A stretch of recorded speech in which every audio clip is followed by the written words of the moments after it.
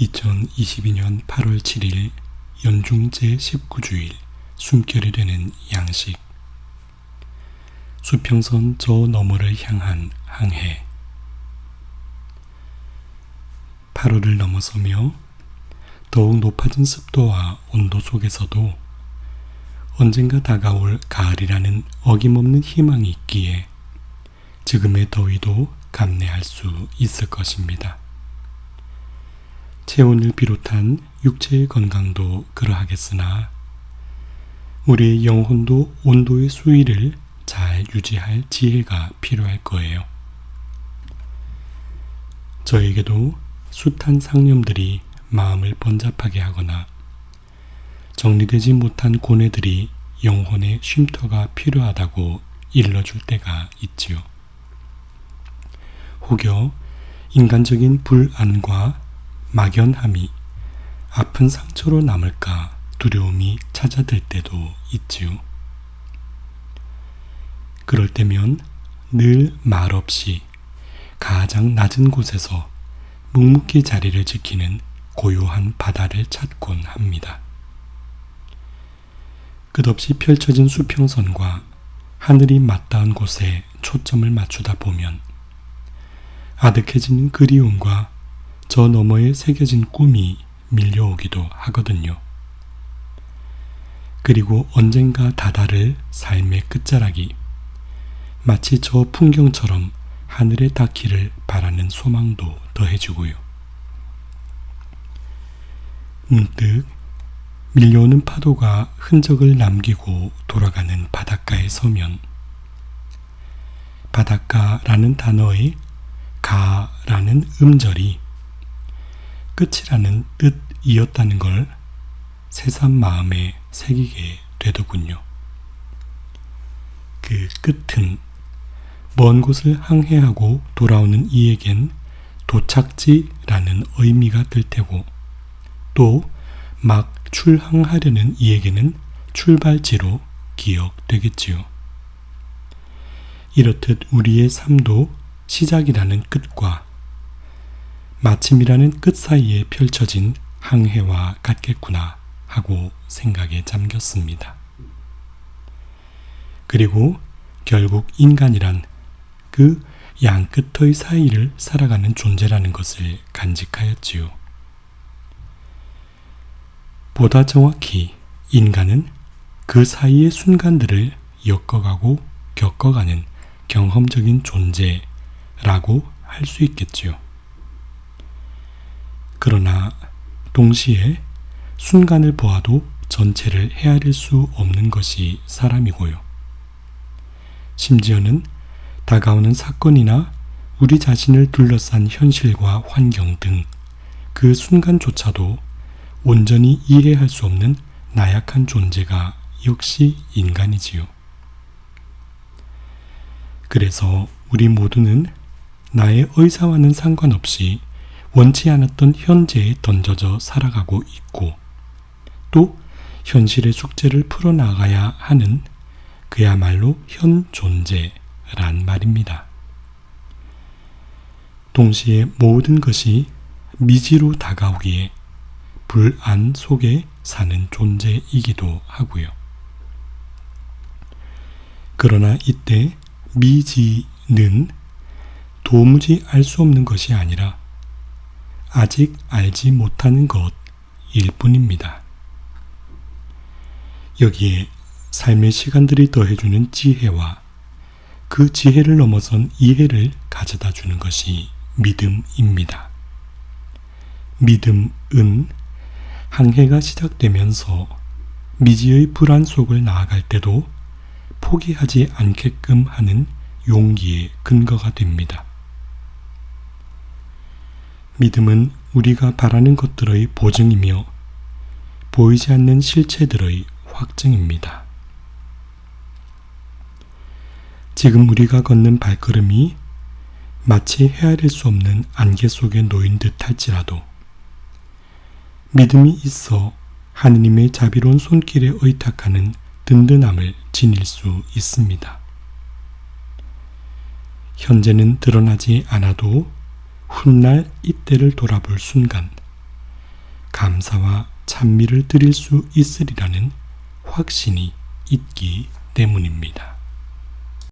세상의 지식이나 권력도, 지위나 물질적 풍요도 삶의 의미와 본질을 결코 지켜주지 못합니다. 우리는 삶의 의미를 끊임없이 탐색하고 찾아가야 할 중간적 존재라는 것을 겸허히 인정하였으면 합니다.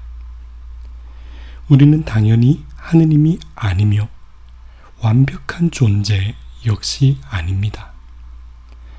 오히려 서로에게 열린 마음과 영혼으로 함께 부대껴가며 성장하고 성숙해 가야 할 한 사람일 뿐입니다. 이들은 모두 믿음 속에 죽어갔습니다.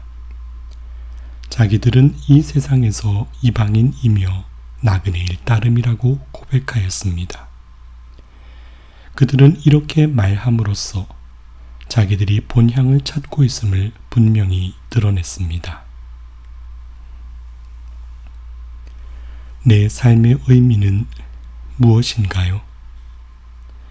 먼저 나 자신이 믿음 속에 죽어가는, 곧 영원하지 못한 존재란 것을 받아들여야 합니다. 나는 이 세상의 이방인이며 나그네로서 완성된 사람이 아니라 끝까지 길을 찾는 사람입니다. 그리고 막연히 방황을 거듭하는 방랑자 혹은 떠돌이가 아니라 본향에 대해 깨어있기를 바라는 사람입니다. 우리는 저 거친 바다, 고해에서 무엇을 찾고자 노를 젓고 있나요? 잠시적인 것, 템포러리, 즉 감각을 끌어내는 일시적인 기쁨에 마음이 빼앗기나요? 한편 영원한 나라에 대한 희망은 그저 저 너머에 대한 허망한 꿈이 아닙니다. 오히려 이 희망을 근거로 앞을 향해 나아가고 있는 현재에 충실할 수 있도록 원동력을 얻습니다. 그리고 이 희망은 의미를 찾기 위한 몸부림의 충분한 이유가 됩니다. 희망 있는 사람은 결코 포기할 이유도 없으니까요. 너희들 작은 양떼야, 두려워하지 마라.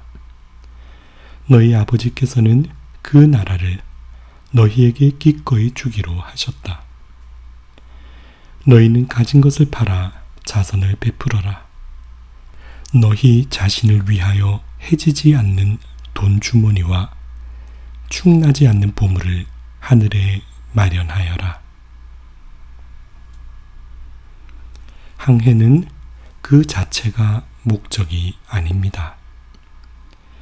거센 비바람과 맞서고 파도와 해류, 온도의 변화 등 나의 주변을 감싸는 모든 것들과 함께 어우러져 가며 극복해가는 과정이 차라리 목적이라 하겠습니다. 그런 과정 안에서 나는 어떤 존재로 빚어지는가를 볼 수 있을 것입니다.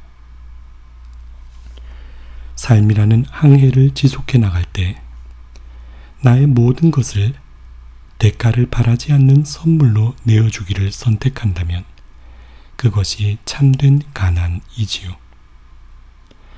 또 그런 지향을 일관되게 살아가는 삶이 내가 누구였는가를 설명해 줄 것입니다. 삶이란 매일의 순간이 쌓이고 쌓여 인생이라는 이름에 수렴되는 여정이니까요. 마침내 이 모든 나의 역사가 하느님 나라에 드릴 제물의 재료가 될 것입니다. 너희는 준비하고 있어라. 너희가 생각하지도 않은 때에 사람의 아들이 올 것이다. 이 말씀대로 막연한 불안만으로 무의미하게 낭비하는 헛된 삶이 되지 않기를 저는 기도드립니다. 희망을 굳게 간직하여 성실함을 충만한 사랑의 열매를 맺는 사람으로서 복된 항해를 지속해 가기를 기도드립니다. 사람을 두려워하여 물러서거나 공동체에서 인간이 만든 권위주의적인 힘 앞에 무력해지지 않기를 다짐합니다.